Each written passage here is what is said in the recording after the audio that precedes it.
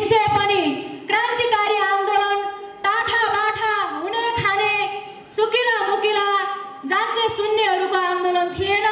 बरु यसले लाटा सोझा हेपिएका दबिएका चेपिएका भुइँ मान्छेहरूको, महिलाहरूको, दलितहरूको, युवाहरूको, विद्यार्थीहरूको र आम शोषित उत्पीडनमा परेका न्याय चाहने, परिवर्तन चाहने अग्रगामीहरूको लागि क्रान्तिकारी आन्दोलन जन्मिएको थियो।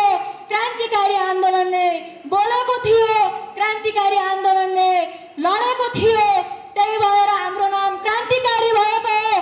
हाम्रो नाम क्रान्तिकारी किन भएन? क्रान्तिकारी नै किन भयो त?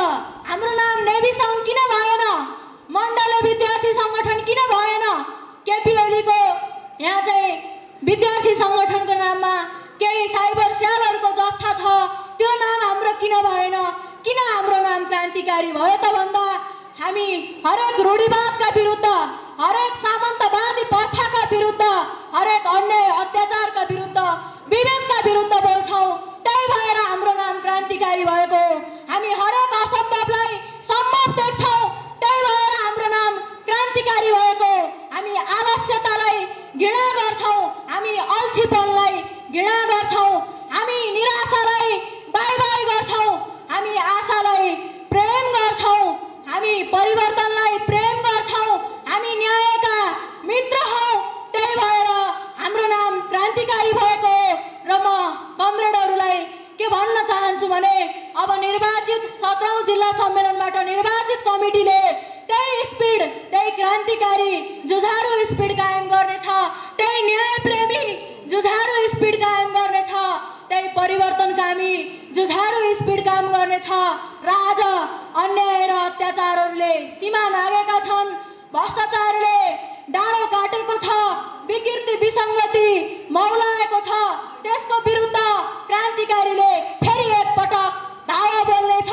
एमसीसी प्रोजेक्टको नाममा आज नेपाली आमाको अस्मितामाथि बलात्कार गर्ने कोसिस भइरहेको छ।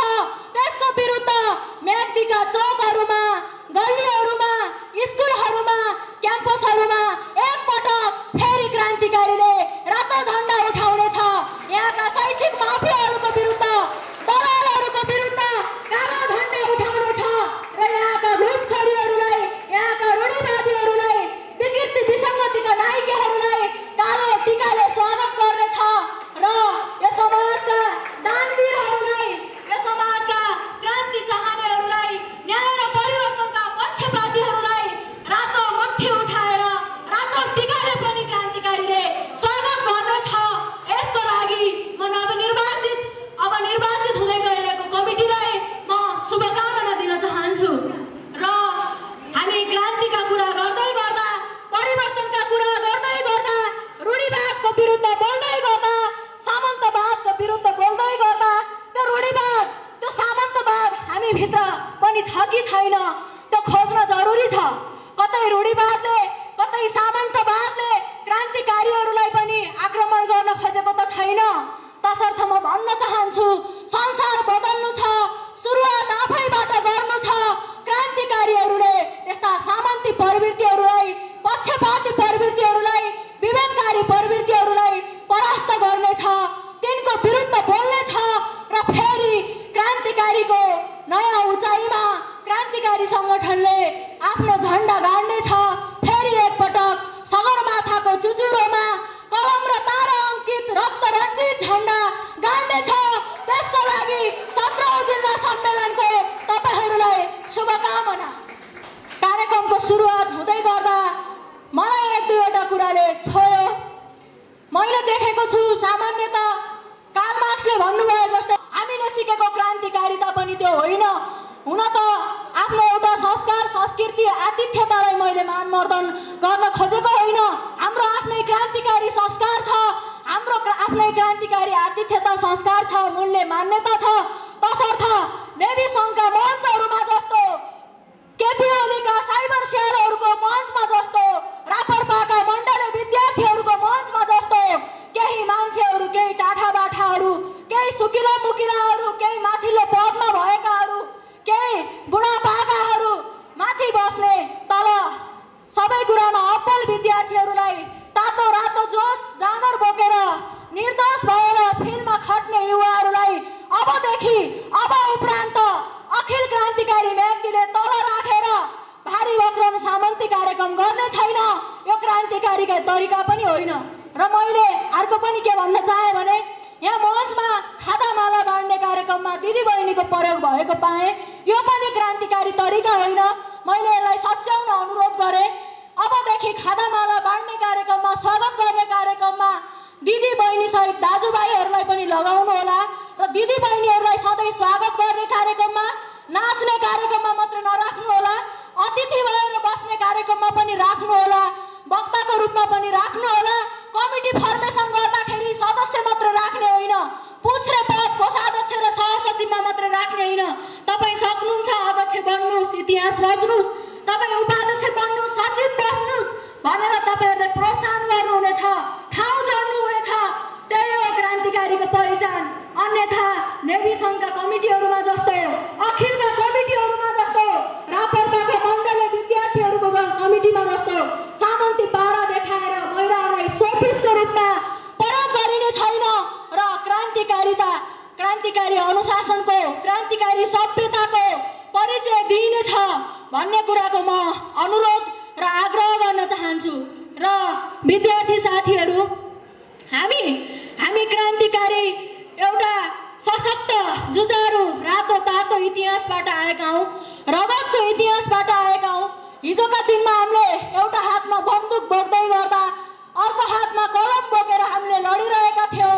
कुनै बेला अखिल क्रान्तिकारीले नारा लगाउँथ्यो, कापी कलम झोलामा राख, बन्दुक समाई दरबार ताक। हो, त्यति बेला हामी विद्यार्थीहरूले सामन्ती राज संस्थालाई ढल्नको लागि ठुलो र सानोको आधारमा, महिला र पुरुषको आधारमा, धनी र गरिबको आधारमा, जाति र पार्टीको आधारमा, उच्च र नीचको आधारमा, वरिष्ठ र कनिष्ठको आधारमा यो समाजमा राज गर्ने राजतन्त्रको नायकले ज्ञानेन्द्र शाहीलाई ढाल्नको लागि अखिल क्रान्तिकारीका नेता कार्यकर्ताहरूले, योद्धाहरूले नारा लाउन आवश्यक थियो।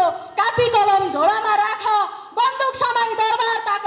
हो, अखिल क्रान्तिकारीका कार्यकर्ताहरूले, युवा विद्यार्थी साथीहरूले त्यसरी नै कापी कलम झोलामा राखेर बन्दुक समाई दरबार ताकेकै कारण आज यो देशमा गणतन्त्र आयो, यो देशमा लोकतन्त्र आयो, वाक स्वतन्त्रता भयो, महिलाले अधिकार पाए, दलितले अधिकार पाए, पिछडिएका वर्गले अधिकार पाए, होचा निमुखाहरूले संसदमा छिर्ने अवसर पाए, आफ्ना आवाजहरू बुलन्द गर्ने पाए।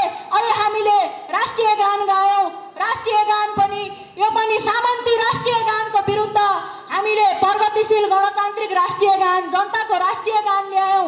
यो पनि हाम्रो आन्दोलनको उपज थियो। यो त्यत्तिकै फेरिएको थिएन। हामीले श्रद्धाञ्जली गरौँ। फगत कर्मकाण्डको लागि श्रद्धाञ्जली गरेका होइनौँ। यी दिनहरू ल्याउनको लागि, यी स्वतन्त्रताको दिनहरू ल्याउनको लागि, यो वाक स्वतन्त्रता ल्याउनको लागि रगत बगाउने शहीदहरूको सम्मानमा थियो, बेपत्ताहरूको सम्मानमा थियो, घाइते योद्धाहरूको, अपाङ्गहरूको सम्मानमा थियो। र यस्ता कुराहरूलाई कर्मकाण्डी र मजाक नसोच्नुहोला। म त्यो अनुरोध गर्न चाहन्छु र म भन्न चाहन्छु, अखिल क्रान्तिकारी राष्ट्रियताको पहरेदार हो, विकृति विसङ्गतिको लागि लड्ने अगुवा हो। तसर्थ अखिल क्रान्तिकारीको कार्यकर्ता कुनै टोल समाज छिमेकमा उसको बसोबास हुँदै गर्दा, कुनै सामाजिक फोरमहरूमा उसको उपस्थिति हुँदै गर्दा अखिल क्रान्तिकारीको जुझारुपनले, उसको प्रतिभा देखेर, उसको अनुशासन देखेर मान्छेले सहजै अनुमान गर्न सक्नेछ, गर्न सकोस् कि यो क्रान्तिकारीको कार्यकर्ता रहेछ। त्यो स्पिड कायम गर्न अबको निर्वाचित क्रान्तिकारीको कमिटी सफल हुनेछ। यसले आफ्नो क्रान्तिकारी जुझारुपनसँगै क्रान्तिकारी अनुशासनलाई कायम गर्दै आम शोषित उत्पीडितको साथी बन्नेछ, न्याय चाहने युवा विद्यार्थीहरूको साथी बन्नेछ, देशभक्त युवा विद्यार्थीहरूको साथी बन्नेछ, प्रगति चाहने युवा विद्यार्थीहरूको साथी बन्नेछ। त्यसैले त हेर्नुहोस् त हाम्रो ब्यानरमा लेखेको छ, सम्पूर्ण देशभक्त प्रगतिशील वामपन्थी जनतान्त्रिक विद्यार्थीहरू एक हौँ।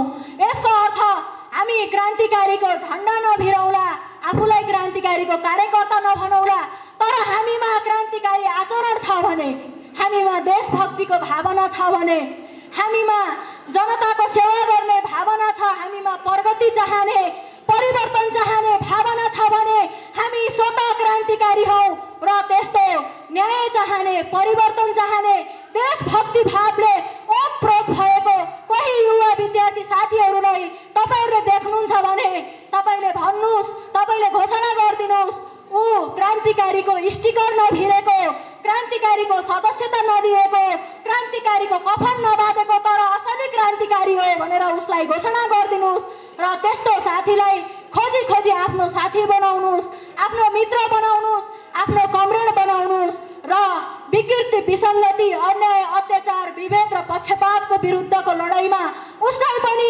साथी बनाएर लिएर हिँड्नुस्। यसको लागि म तपाईहरुलाई शुभकामना दिन चाहन्छु र आज हामीले असमान शिक्षाको विरुद्ध लड्दै गर्दा, शिक्षामा भएको निजीकरणको विरुद्ध लड्दै गर्दा आज पनि शिक्षाका नाममा खोलिएका पसलहरू, शिक्षाका नाममा खोलिएका शैक्षिक विशाल बजारहरूले हाम्रा शहर बस्तीहरूमा प्रदूषण बढाइरहेको छ।